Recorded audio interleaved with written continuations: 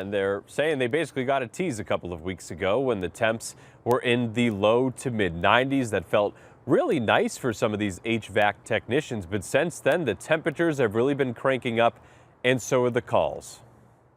You got to expect that here. You know, the weather kind of teases you sometimes, and then you're right back in summer mode. Air conditioning is a life-saving necessity around our state. You want it to work with the heat we are feeling.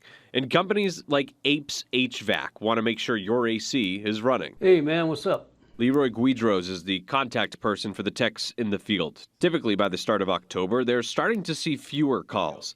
Leroy says they had a dip right before this weeks-long fall heat wave really kicked into gear. Into September, we're kind of out of the season, so this is unusual. While more calls means more jobs and more money, temps at or above 110 for several days recently means these technicians are exposed to that extreme heat for longer. Leroy says a couple techs actually got sick this summer and needed to go home.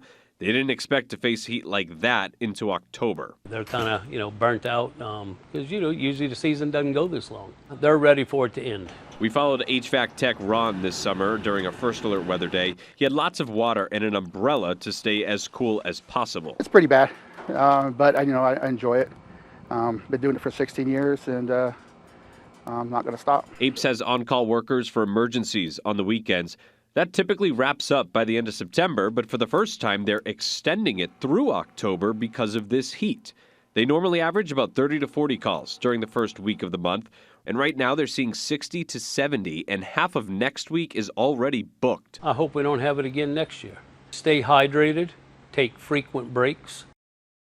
Now, so when it comes to safety, they say they like to have at least 2 technicians on some of their bigger jobs, like installing a new unit just in case the heat becomes a problem for at least one of the workers out in the field.